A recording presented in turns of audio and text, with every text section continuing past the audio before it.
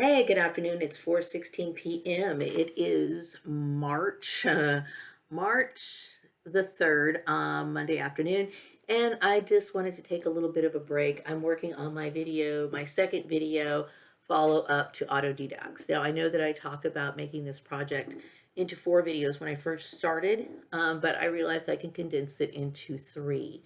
So the second video is talking about, social etiquette, human behavior, and also bringing up a little bit of laws, right? Of how all these issues could actually end up being a legal issue and why we should be very careful about how we behave. And then also acknowledging other people's behavior and how it kind of filters into society. Okay, so I'm going to. I'm really excited at making this, and I just started the narrating. I'm also editing what I wrote because, of course, you know me. I usually have a video, and then I also include like a little booklet or something along with it, right? So I'm working, getting my stuff done, and the third video, of course, is me going over revising different school curriculums. Okay, so I wanted to go over some of these intuitive messages with you guys. And first of all, I want to say that I did rearrange my bedroom, right? Because I felt like the energy was really stagnant in this room. So, I had my bed pressed over to the wall. And then I kept thinking, okay, I'm going to change the direction of where my head rests. So I decided to like face it in the south direction. And so this is what it looks like for now. Nothing great. You notice my cheap, affordable furniture. But anyway, let me get onto these because I wrote these down and I wanted to share them with you. Okay, so the last time I made a video, I was talking about, well, of course, my projects. And then, of course, I was complaining about that weird freak that put me through this drama in the first place, right? So, of course, I'm over the shock, but I do feel a sense of relief. Okay, I do feel a sense of relief because I'm understanding what happened a little bit more. Okay, and I'm very glad that I came to that realization because it was very hard and painful to feel as though the issue was not resolved. Okay, like I think what they were trying to do is just kind of like, cover it up and like it was no big deal. But it had a huge impact on my mental abilities, and it meaning like it caused like this major form of depression. It was like this dark cloud, because I felt like so much was taken from me, and I felt as though somebody needed to like literally pay for that. I mean, it was just one of those things that was such an injustice over and over and over again, like consistent abuse. Like I have too much respect for myself to put up with that sort of thing, and I encourage other people to stand up for themselves as well. They should never have to be treated that way. Okay, so the intuitive message that I got is that I had talked about me getting trafficked back to Lancaster. Now, um, things just don't happen like that. But I do know that I need to pay my bills, okay? And so, I'm open to anything. Like, I understand that, I'm here in Bakersfield, and I also have to consider the fact that, because of all of this, I no longer have a vehicle anymore, okay? So it's not easy for me to even get across town unless, of course, I take some form of transportation. Now, right now, we have my son's friend is letting us use their vehicle, okay, which is very kind of them, and I do appreciate that very much. But I'm thinking about what else am I going to be doing, okay? I would love the opportunity to go to Lancaster, but I'm also looking for work here. To me, like whatever happens first, whatever. But I will say that, it's important for me to get some sort of connection with Lancaster. So I'm open to that too, whatever comes first. And I did mention, wanting to kind of explore the opportunity of maybe living on the old cemetery house. That I know that sounds very strange, right? But you have to understand that I'm somebody who's very connected to residual energies. This is one of the reasons why when I was a kid, I used to love going into abandoned buildings and stuff like that. And maybe the reason why I like these abandoned buildings so much as a kid is because I must have been in there some or visited those areas or whatever when I was C. Beaver Gans. That's a very big possibility. Okay. Anyway, so that would be cool, if I could somehow like maybe work in the office and then stay in the little house in the cemetery. I'm just keeping my mind open, okay? Like that would be a part of my compensation because I would be like, staying there Also, I guess, you keep records. I'm assuming. I don't know. I really don't know. It's been a long time. I'm assuming that's what I did when I was there as CB Braganza. I haven't dug that deeply into exactly each detail I did while I was at that cemetery working, but I do know that I had some sort of connection to it, and I do know that I was with the Mumons and all that other stuff, and it's quite interesting to me, and I love knowing more and more about CB Braganza. I do. I love um, coming to understand who I am, like completely. And I had talked about this many years ago, writing down information, research on past lives before I even came down this whole rabbit hole of, you know, me knowing I was a clone. So it's kind of cool. Yes, I look like a mess right now. I'm just wearing this little hat right now. I'm not really doing a whole lot with myself. Anyway, so yeah, I'm still open to that. You know what I mean? And I don't even know if that little place is upkept like it used to be. I mean, the last time I remember being around that little house, I remember the last time I was in Lancaster in 2014, and I took a walk because I had just moved back in my mom's house for a while. And I took a walk because, I wanted to go to the library that's now located on the boulevard, but used to be located like on Avenue J somewhere, right? So I wanted to go for a walk. And so I remember going to the cemetery. And I don't remember peering into the little window of that little house that might be in there.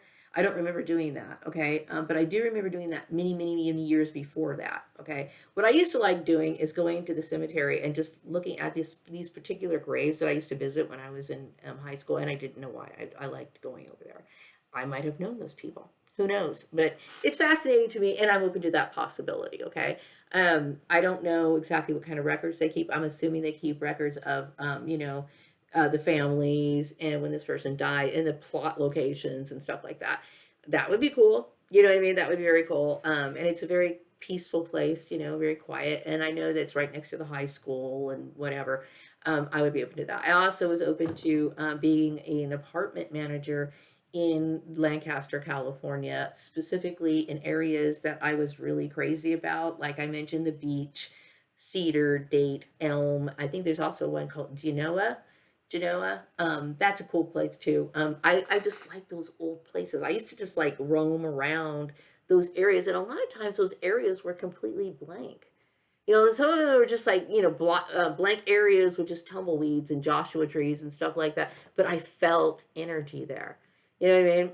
And, I know it sounded weird when I was growing up. It makes me wonder how much my siblings, I guess, knew about my origins of, CB, Berganza, and all this other stuff. It makes me have so many questions. You know what I mean?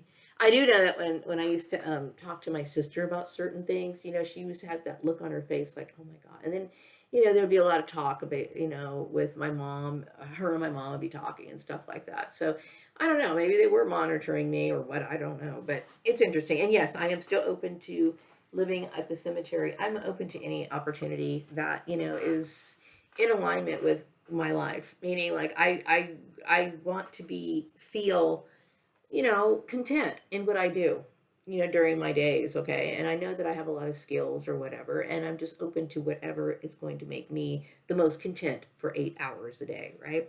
And that could really be a lot of different things. So I did start recording, like I mentioned, I started recording the second video today. And then the third one is going to be going over going over curriculums, right? Curriculums starting from early childhood. I'm talking about early childhood development into elementary school, into like, the later grades, graduation from high school, and then pursuing, you know, professions that require a degree, for example. And I can't do every single last one of them, but I thought I would tackle like, some general ones. Like maybe what it would be like if the education system kind of reduced it and modified their programs to accommodate this. Or perhaps maybe they can do it as a trial.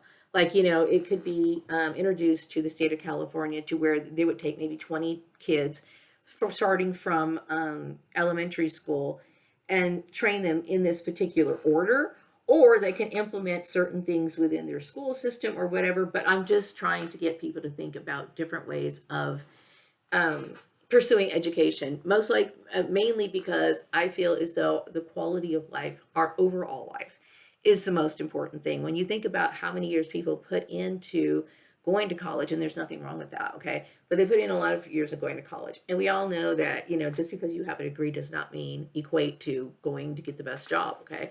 And then also, it is about the quality of life, and if people really want to have like good quality living, then I feel as though a lot is spent on, these things.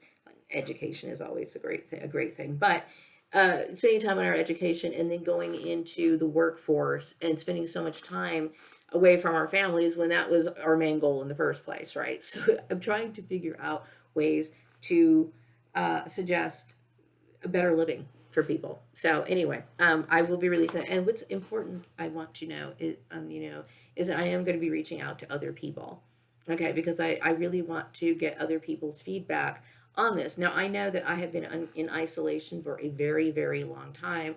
I have been shadow banned. I have been probably my main perp, instructed people, who don't talk to her or whatever. I do get that vibe from like my experience with dealing with some of those celebrities, like that one particular celebrity, who shall remain nameless, right? Who mentioned to me that his manager might have a problem talking to me. Um, the issue is that I was slandered, and mainly because of racial, religious, and race, religion, and gender, and a lot of it had to do with his perception of the world based on his view. Okay, and that's all very well and good. I want to go into a little bit more about people who have racist views, people who have religious views, and I am not in any way trying to say that he could not or anybody could not favor their race. They have a right to love who they are. But my biggest issue is that some people can only love themselves at the expense of other people, and this is what I have an issue with. Okay, I don't have any problem with somebody who is proud of their heritage. I don't have a problem with somebody who wants to continue their heritage. There's some people who don't want to date outside of their race, and they only want to date white people or whatever race they want to or they belong to. I don't have a problem with that. Okay, but in order for some people want to create competitions, and that's the issue. You know what I mean? That is my issue. Okay, to me, competition should be number one, consensual, right? And it should also be, something that. How can I say this? I'm very straightforward. Like I'm very, focused. Okay, and I don't really. I can't understand racism. I can't. I understand it to a certain level. Like I understand that the white race wants to advance themselves. Okay, I fully get it. I do understand, based on some of the racist ideology, like white supremacists, they want to further the white race at any cost. Okay, and I did talk about in my Let's Talk About Aliens about how the white race is kind of has a lot of issues with fertility and a lot of this other stuff. And I do know that a lot. And I'm not saying a lot, okay, but some white a nationalist type men or that mentality, they're very abusive to their women. Okay, and this is not for me to be nosy or intervene in their problems or their personal issues relating to their race. That's way out of my jurisdiction. However, he crossed that line when he started to attack me and create the abuse that he caused, right? And this is where I have an issue. To me, if you are proud of who you are, you don't have to resort to those sort of things. You really shouldn't have to resort to those sort of things. If you are superior, it will speak for itself. So you don't have to sit here and do those sort of things. This man is responsible for a lot of my abuse, and I had a couple of intuitive messages about that him earlier what was this morning? Yeah, it was this morning, that I will be sharing a little bit later. So going back to my second video, it is going to be published by my little Swan Song manifesto. It's going to have that written on there. But I did want to get someone's other people's opinion. I did talk about sending this to Donald Trump. and the president. And I did talk about sending it to the United States Department of Education, as well as California, and some of the local politicians here, and a few other people I might throw into the mix.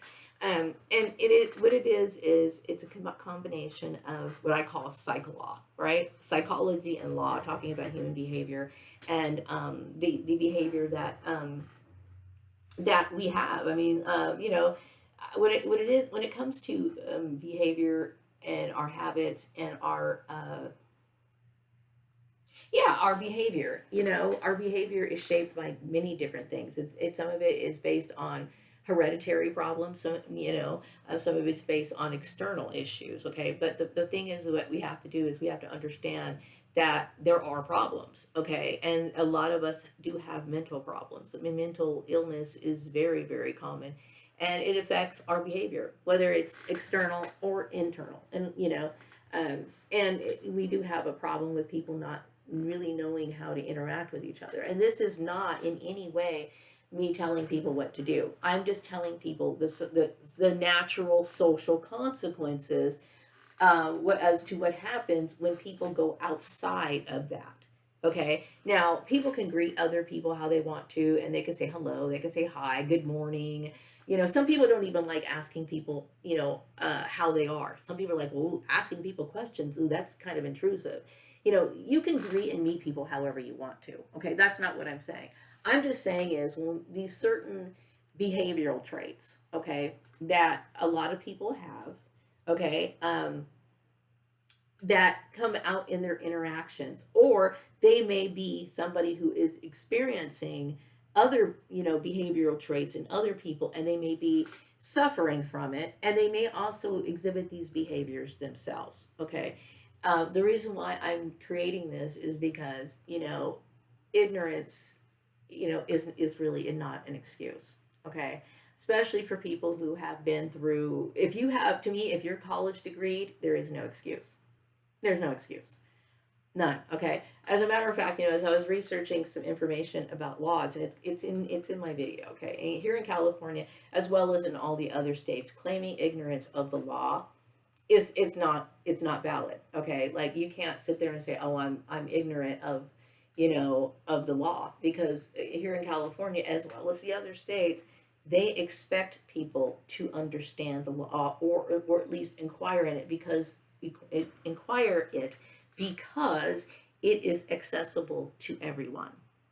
You understand what I'm saying? It's like you can't claim ignorance to the law. You can't. Okay, and this is something we kind of inherently know. Like, when I know that I was dealing with the bullying, I'm sure the main perpetrator initially, before I started making all these videos, didn't understand that what he was doing was illegal. Okay, but he did know it was mischievous. He did know it was going to make me uncomfortable. He did know he was doing something against my will. So it's not like you can claim ignorance, okay? But I'm going to get a little bit more into this into my video, okay? And so what it is just basically, encouraging people to, giving people a brief review of certain behavioral traits that are common in society. And then also talking about, the legal ramifications if something escalates.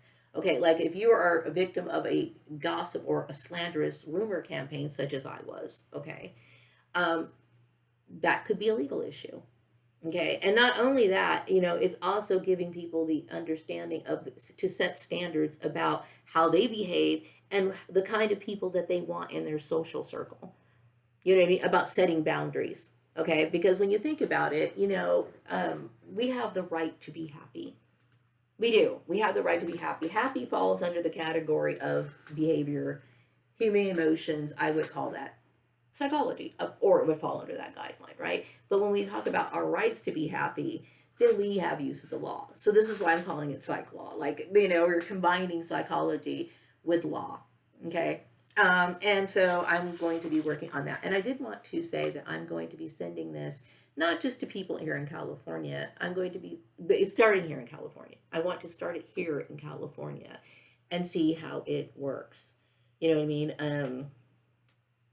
We'll see. Anyway, I am working on my second quarter newsletter, and because my newsletter is coming out on April 1st, okay, because I do them right by the quarter, right? And then I'm also thinking that my autodidacts project, that I'm saying this particular video along with the last one discussing the what is the last video? What did I name it? Let me see here. I wrote it in here. Yes, I still keep old fashioned notebooks. Oh yeah, it's called Pathways to Excellence. Okay, so then we had the first video, which was Life Students. The second one is called Laying the Foundation, and the third one is called Pathways to Excellence. That's where I'm going over all the curriculums. And so, I'm working on that. And so that's the newsletter's due on April 1st, and then the my two videos that I'm working on for the education. I'm hoping that everything is going to be wrapped up by May 1st. Okay, probably a little bit earlier, but I want, I have the script, I have all of that stuff. I'm just trying to like do the narration. I'm really not that good when it comes to graphics. I'm really not. I understand I'm not good at graphics because I think there's so many people who can put together things visually better than me. Okay, but I think I write good scripts. I think I write well. It's just that I'm aware of my flaws. Okay, but that doesn't mean that the information is not good, and it's the information that's important. Okay, and so I would be interested in hearing other people's feedback on what I'm presenting. Okay, also oh, okay. Now this to me is like kind of mind blowing, but I got this message as I was laying down last night that a lot of these closures that are going on could very well be a result of what this idiot put in place. Okay.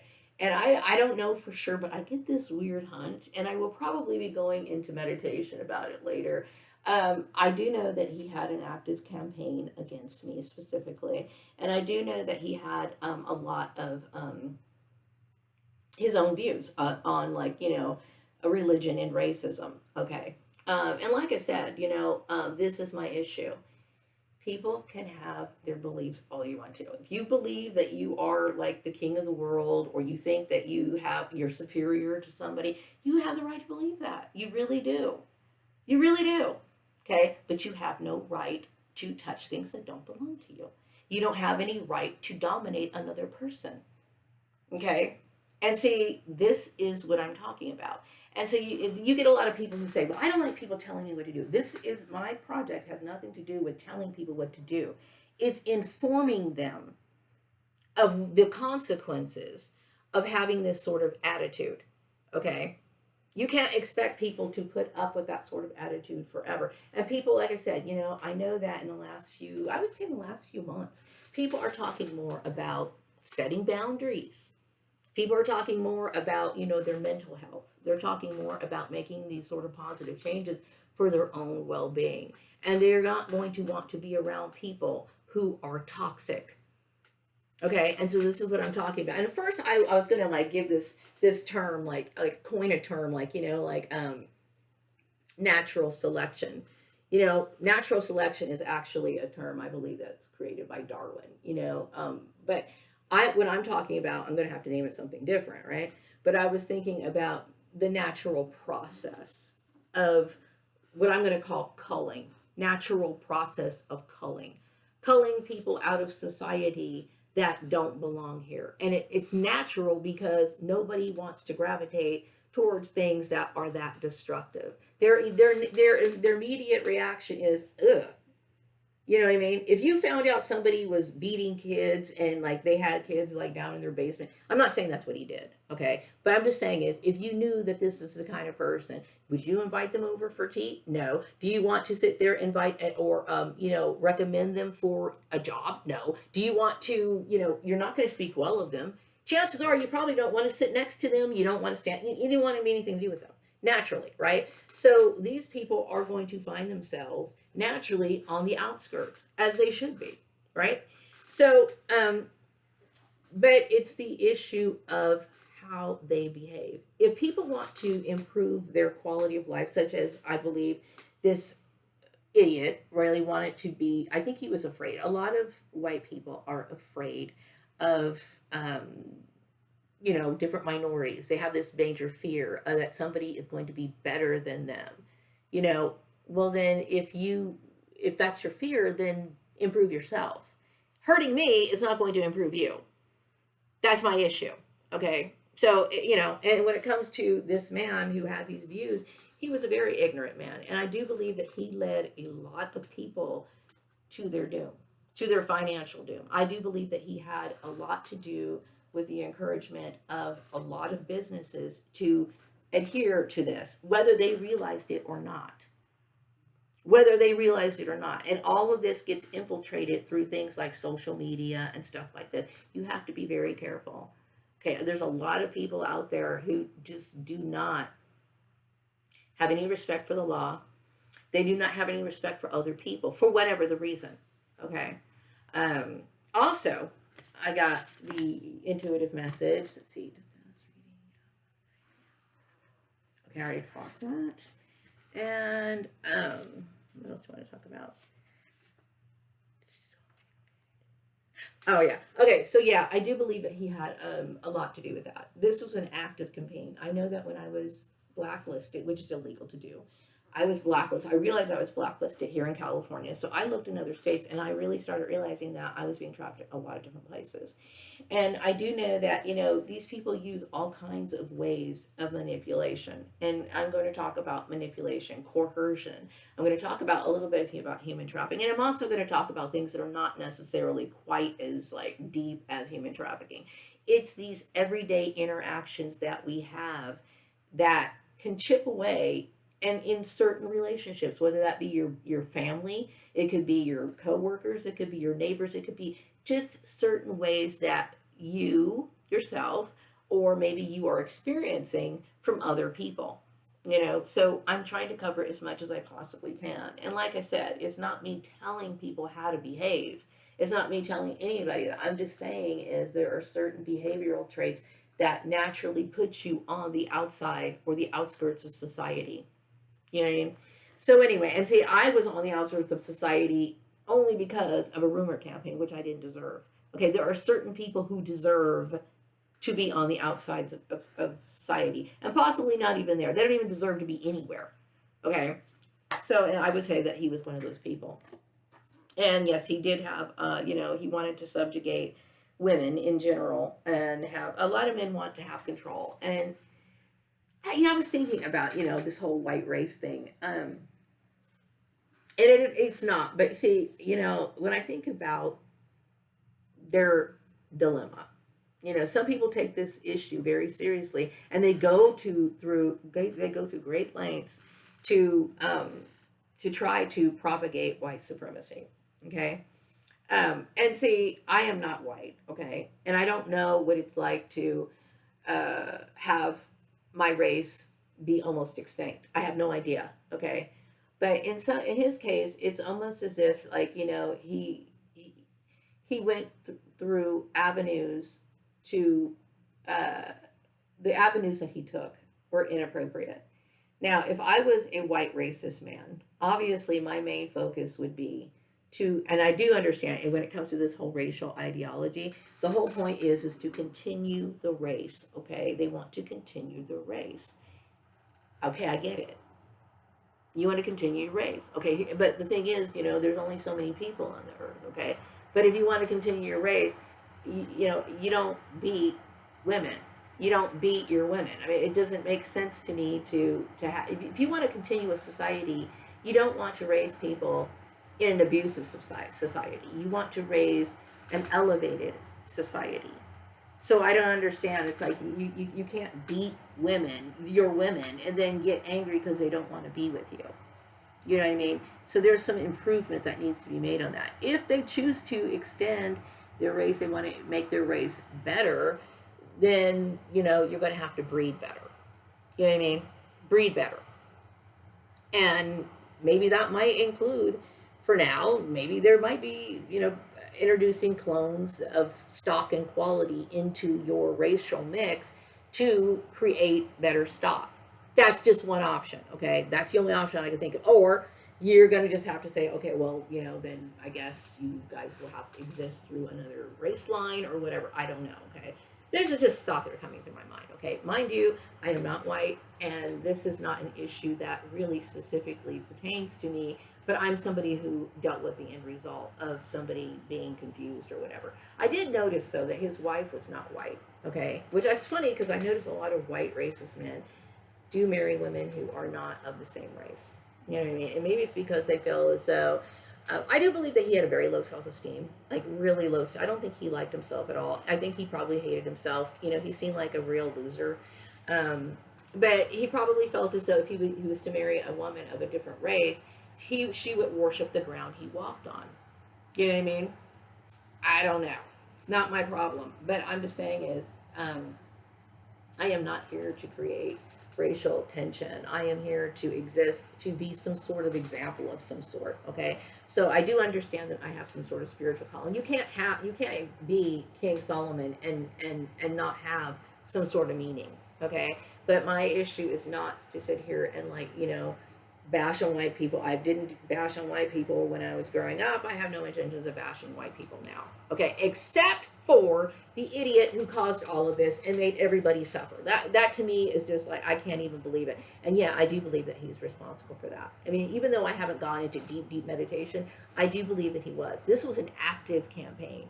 And I do know that white nationalist groups, they infiltrate. They try to infiltrate things like the government. They'll talk to other celebrities, trying to spread their ideology and stuff like that. And I understand, most people follow into these sort of groups because it raises their self-esteem. It really does, But I hate to say it, that's not the way to raise it. It just isn't. I mean, there's flaws and errors in every race. And, I would say, if he was supposed to represent the white race, he did a very bad job doing it. Yeah, I did talk a few days ago about me thinking it would be really cool if, because I don't watch a whole lot of TV, if they did make a show, a fashion show that, like a U.S. versus, the European style. What are they wearing? I did see on YouTube. Was it YouTube? No, back out. It was on Instagram. There's this thing that's called what are people wearing? And I always find clothes really interesting. So I kept thinking, what would this show look like? Like if there was a show that would keep my attention, what would it be about? And of course, each week it would be like maybe like one location in Europe against one location here in the United States. Okay, and it would be like based on a particular outfit for a particular occasion. Different kinds of occasions. Like what would you wear to the park? What would you wear to go shopping? It could be also where you could bring in like people who are upcycling. One week it could be about upcycling.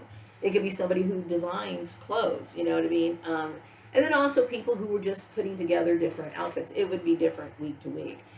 Even things like, I was thinking about, those old-fashioned house dresses. I know my mom used to wear house dresses, the ones that like button up. I personally think house dresses, or they call them house coats or whatever, for many years, those things kept me encouraged to do my housework. I kid you not, like to me, there's an outfit for everything. And bringing back the old house coats, what does a house coat look like in England? You know what I mean? Do they have house coats? If they don't, what would a new house coat look like for 2025? You know what I mean? Also talking about independent or what I call it, alternative styles. I had mentioned there was a girl that I follow on Instagram, and she's like really into that goth stuff, right? And it's funny because like when I think of goth, I think about like the Victorian era, right? And I've always wanted to know, like, when I've seen a lot of people who are into that goth stuff. It's like, the dark hair, the dark makeup, a lot of crosses and I don't know, jewelry and stuff like that. I personally, I think it might be a play on what some people would consider a morbid time period of the Victorian era, where people were interested in things like memento mori, where like, where people were taking photographs of the dead and keeping these little mementos. They used to keep locks of hair and stuff like that. Is it like a play on that sort of or like an exaggeration of that kind of, I don't know, interest in what some people would look at as kind of morbid. But I always kind of thought that kind of stuff was cool. But then again, I come from that time period, and I probably could have inspired that whole memento mori thing with the locks of hair and stuff. I'm that weird. Wouldn't surprise me at all. But anyway, I do think that that's what the new updated version of the goth look looks like. And when I say by goth look, I'm talking about that look that's been around since, I would say, the early 70s and just kind of progressed. I remember seeing it a lot in the 80s and so on and so forth. And I think that might be a fixation or a acknowledgement of that specific Victorian era, specifically reflecting on um, the the memory of the dead. You know what I mean? Because I think a lot of the styles kind of give off that vibe, and I could be wrong. And if I stand corrected, I would love somebody to explain that to me, because I have never seen any articles on it. I'm just guessing. It's kind of interesting to me. Anyway, so yeah, it would be something like that. Different styles. Who does the 1950s style the best? Who does the 1920s? 1920s in United States, 1920s in England. A lot of it, I mean, the early United States seems like a lot of it was inspired by England. A lot of it does. Okay, but who could do these sort of outfits for today? We can do different decades. We can have different ethnic styles. We can do all kinds of different things. And this is what I would think would be kind of interesting, and would actually make me so that I would watch TV, because I really don't watch TV very much. So anyway, I did want to say, give a shout out to Kate Middleton and Prince William. I'm sorry, Princess Kate. I'm so sorry. I really want to get into the whole thing of the titles, okay? And please forgive me, because I am so tacky. Please forgive me, okay? But anyway, hi. Anyway, hello. And I've been seeing you guys on Facebook. And see, I don't know if you guys, I'm really connected to you guys. And the reason why I say this is because Facebook, as well as Instagram, which I'm sure you guys are aware of, I suspect a lot of people might imitate you guys, or I don't know if I'm like really talking to you guys, or well, when I send a thumbs up or something, or put a little picture or something, I don't know if it's really getting to you. You know what I mean? I don't know if it really is, but I did want to send you a copy of my project for review, because it's funny, because it does talk about mental health, and I did see you guys talking about that, and I thought maybe you guys would be interested in looking at that and reviewing it, and maybe introducing this to your social circle in England. I do recall talking to someone many years ago online, and he was from England, and he was telling me that he felt as though mental illness or having feelings of depression was not something that was, to talk about his feelings was not something that was very much encouraged in England, right? And this was back in 2023, and that's a lot. I mean, people suffer. I mean, they do. They suffer a lot. And sometimes, the older generations kind of told us or made us feel like, buck up. And my mom was like the buck up person. Like, you'd be crying over some terrible injustice, and I'd go to my mom, and she's like, just buck up. Be the Rock of Gibraltar. And it's like, that is the worst form of parenting I have ever seen, okay? I think in the moral reset, what I'm talking about is parental responsibility, okay? What parental responsibility really is, not just for our emotional health, but also the guidelines of the law. Because sometimes if we're not taking care of our children are going to be doing things outside of our home that we don't see. Like, doing things at school, vandalizing property, whatever. They always act out, okay? So mental health to me is very important. And I understand that mental health for many years has had a huge stigma, not just in England. It's been a huge stigma everywhere. And this is the one thing that just adds to, the whole misery of the existence on earth, okay? And I'm thinking, if people can be more aware of mental illness and how common it is in different forms, okay, it could help us in our communications with people better. You know what I mean? And hopefully, if we inspire and encourage empathy in people, which is something I think is really important, which I'm going to be talking about in this project. It's important to understand that there are that some mental illnesses or disorders, that are even outside of the norm. Okay, and even though this is like a project, and I know I can't sit here and like make it the the length of like a standard psychology book and or textbook, maybe 1,000 pages or more. And, I can't do that. I can condense it. But what I am trying to do is I'm trying to encourage people to. I'm giving them a little tidbits, and I'm trying, but enough for them to make decent decisions. Okay. And I'm also encouraging people to look at, read as much as they can. If you're in school, psychology is a great subject to take. And then also, encouraging people to that, or informing people that some of these behavioral traits that they have, like for example, being a gossiper, you're slandering people, you're abusing people, things that or you're coercing people, and you're doing things that could literally lead you into the road of breaking the law. And what I'm trying to do is get law enforcement to understand what they really are supposed to be doing. Okay, instead of getting involved in social dramas or citing underneath this, behind the background. Okay, because sometimes you these sort of illegal infiltrations, such as what Mr. Idiot did to me, right, can affect certain agencies where they're not. And this is one of the signs of human trafficking, okay, which I will be talking about in the video. Now, mind you, this is not about human trafficking in general. It's talking about human behavior and different scenarios and whatever, okay? And yes, I am trying to make this an introduction to where it gets out in the public, and there would be confirmation of receipt of this information, so you cannot say that you are ignorant, like you don't know. Okay, and what does that expect? What does that do? What I'm trying to say is, what it would do is it would allow other people to know, okay, it's not like this person didn't know. It's not like this person didn't know. And perhaps maybe if the issue is serious enough, people will start making use of the law if they have to.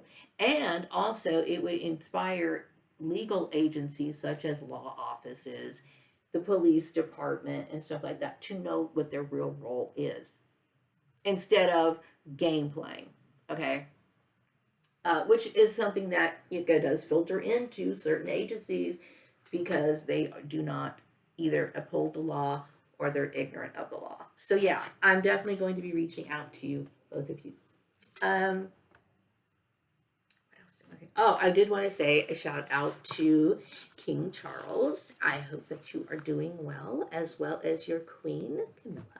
I do also want to say hello to, I've already said hello to you, but I'm going to say hello to you again. I also wanted to say that you look amazing in royal blue. I did see you, I'm referring to Prince William. I did see you and your child together in your little suits with royal blue, which I think is wonderful. I have always liked like father and son type scenarios. I do recall thinking it was really cute when I went for a walk and saw this little boy, and he was like following his dad, pretending that he was mowing the lawn behind him, and it was so cute. It's cute. I love that kind of stuff. Anyway, I did want to say a shout out to Eve Plum. I hope all is well. I did want to say a shout out to Simon LeBon. I hope all is well. And I also want to say a shout out to Seal. Now, I pulled these names randomly.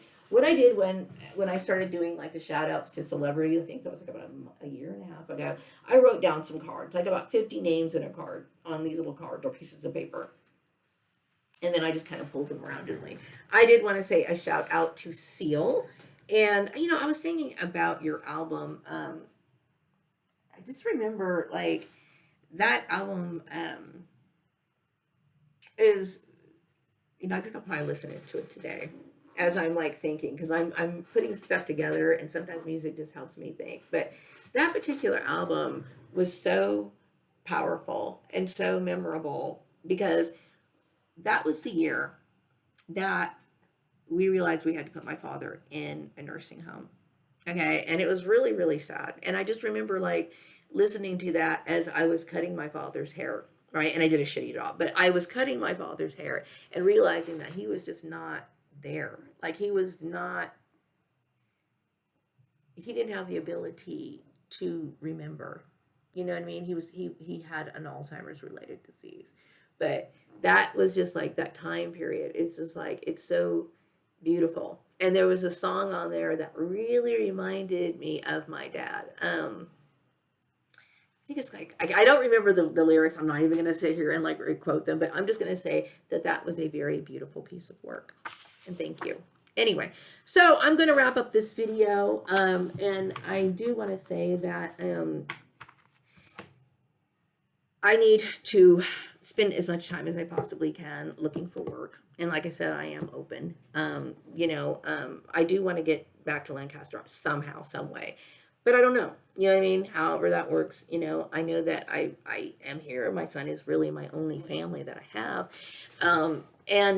But I do also know that my son's older too. And I also know that, he probably wants to do things with his life. And I don't really want to be a burden to anybody. So, and he's never mentioned anything. He's always been very kind to me, but I don't ever want it to rely on anybody. And I'm somebody who is very independent. So I want to,